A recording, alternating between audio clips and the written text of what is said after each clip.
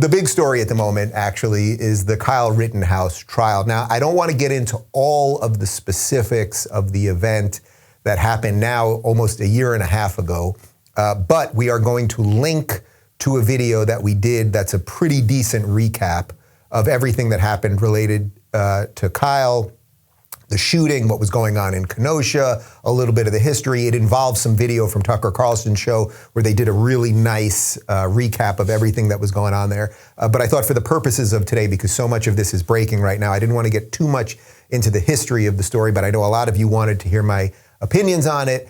So first, I want to talk really about the way the media has treated Kyle more than anything else, because so much of the disconnect that we have in society, and as I always talk about, that sort of chasm between what we see with our own eyes online and what the mainstream media will allow us to talk about, that really is the biggest issue that we have in society. And this story is a perfect example of it. Kyle happens to be a young white kid, so obviously in the mainstream media eyes, no matter what happened, even if his life was being threatened and he was about to be pummeled by a mob or he was about to be shot or whatever, he's the bad guy in their view. Now, I don't really care about narrative, I care about truth. So if Kyle was out there just murdering people, murdering protesters and shooting people, not in self-defense, of course, like it's not even a question. It's so stupid to even have to talk about it. Of course, then he should be tried and convicted. He should have his right to a fair trial and everything else. But there were so many people in the media who over the last year and a half were immediately condemning him, damning him to hell, and basically condemning not only him, but white people in general and young people and everything else. So Tucker Carlson did a really nice recap of some of the stuff that the media has done related to all of this last night. Take a look. But you'd never know any of this from watching the coverage of the trial. NBC News, for example, just ran this thoroughly dishonest headline, quote, "Shooting victim at Rittenhouse trial said he thought he was going to die." What the article didn't mention, it seems kind of relevant, the shooting victim was pointed a loaded gun at the boy who shot him. So they're liars, you knew that. In this case, they have to lie. If they didn't, they'd be forced to admit that they were wrong from the very beginning. In case you've forgotten, this is what they were telling you all last year about Kyle Rittenhouse. Rittenhouse is basically what you would have had in a school shooter. He's a 17-year-old kid. He shouldn't have had a gun. He crossed state lines to supposedly protect property. No, he was going out to shoot people. You see the 17-year-old who was radicalized by Trumpism, took his AR-15 to Kenosha and became a killer. A 17-year-old kid from out of state, a boy from out of state, drives up to the state with an AR-15 around his neck, shoots and kills a couple of people. Shooting wildly, running around, acting like rent-a-cop. And it's not good that a 17-year-old vigilante, arguably a domestic terrorist, picked up a rifle, drove to a different state to shoot people. Yeah, he drove to a different state to shoot people. That's what happened, really. Open up your brain, let's pour some more lies in it. Actually, in point of fact, Kyle Rittenhouse went to Kenosha to clean up the filth left by the rioting Biden voters, the child molester included. Turns out the morning of the shooting, Kyle Rittenhouse was videotaped cleaning anarchist graffiti off the walls of a local high school. That seems like good citizenship, actually. Naturally elected Democrats denounced him as a racist. Anna Presley described Rittenhouse as a, quote, white supremacist domestic terrorist, echoing the MSNBC morning show. Ilhan Omar did the same. Joe Biden, on the basis of no evidence whatsoever, called the 17-year-old, quote, a white supremacist. Now, for the record, the men Rittenhouse shot were all white. Kind of a funny kind of white supremacy there. It turns out that like so much of the hyperventilating moral outrage we suffer through every single day, the tale of Kyle Rittenhouse is a myth. Okay, so that's just a great job by Tucker and his team. That's why I wanted to show you that full 2-minute clip there.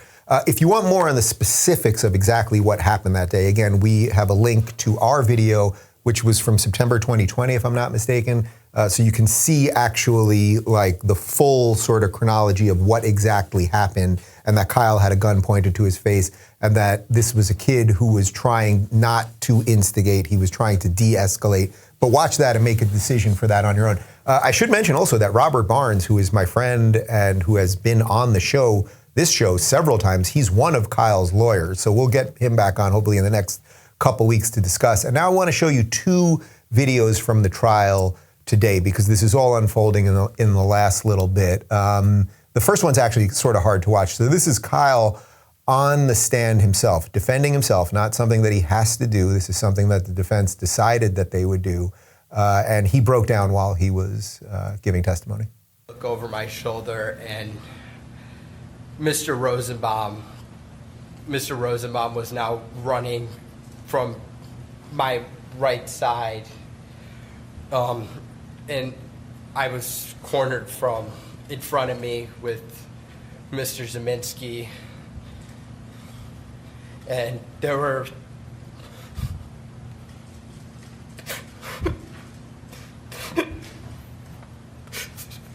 three people right there. Take a deep breath, Kyle.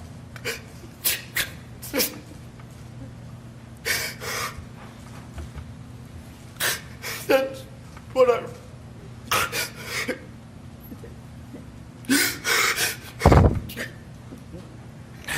That's what I run. We're going to just take time for our break anyway. You can just relax for a minute, sir. We're going to take a break about 10 minutes, and please don't talk about the case during the break. Read, watch, or listen to any account of the trial.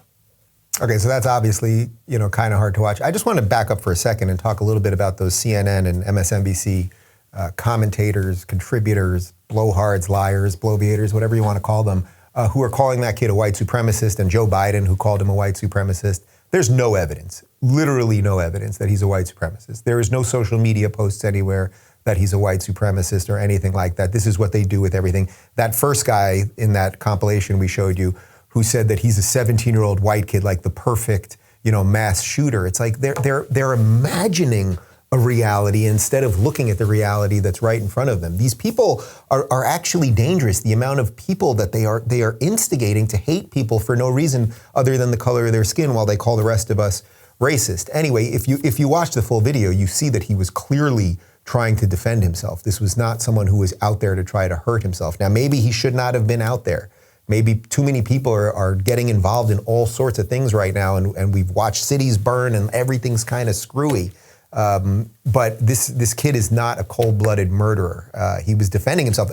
Look, watch the video yourself. Again, it's in the link down below. And if you think that if he had done nothing, he would be alive, you're probably wrong. He was most likely about to be killed or pummeled or whatever it might be.